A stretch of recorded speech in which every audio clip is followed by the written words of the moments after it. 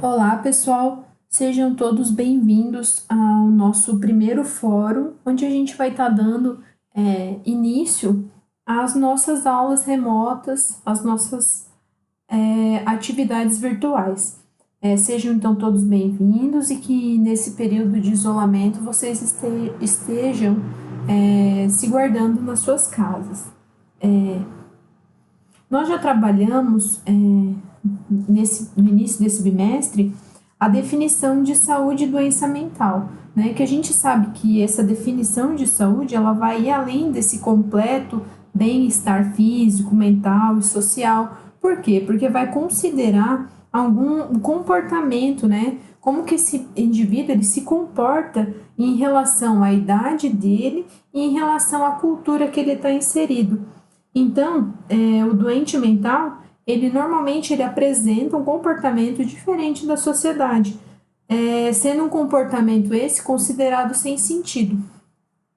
Depois que a gente viu essa definição de saúde e doença mental, a gente viu também alguns conceitos, né?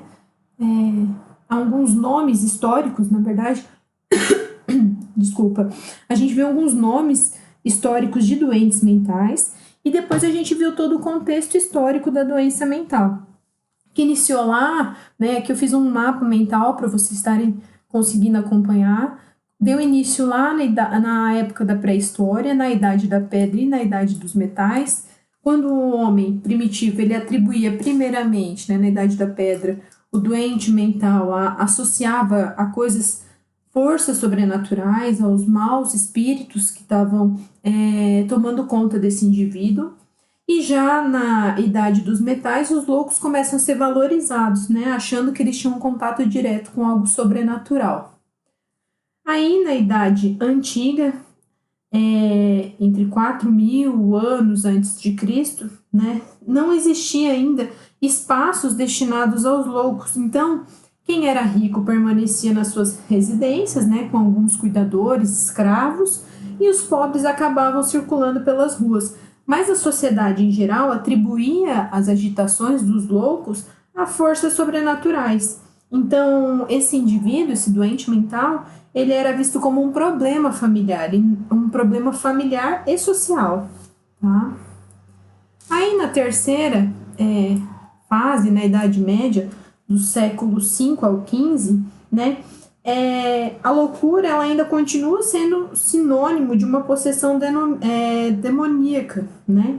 Só que nessa época já existiam alguns leprosários para acomodar aqueles indivíduos que deveriam ficar à margem da sociedade, né? Longe das cidades.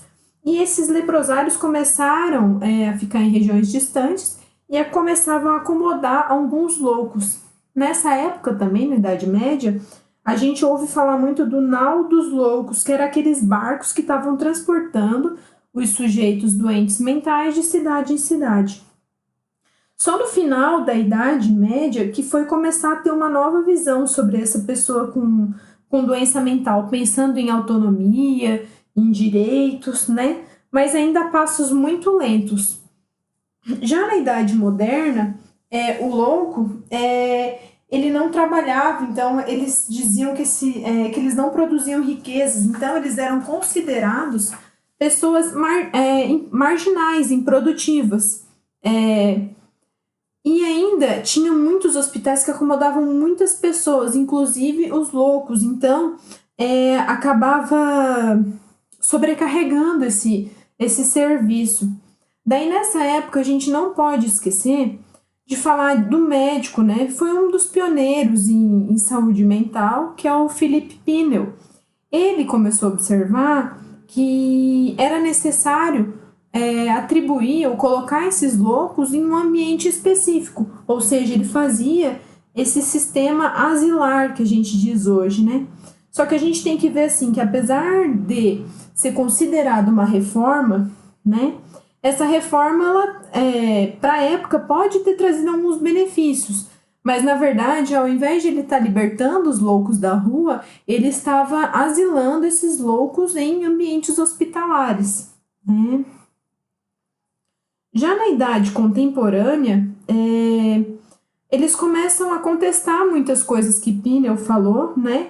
E a loucura, ela começa a ser estudada como uma ciência, né? Então, eles vão parar com os achismos e vão tentar estudar a fundo, sendo um objeto pelas instituições de ensino.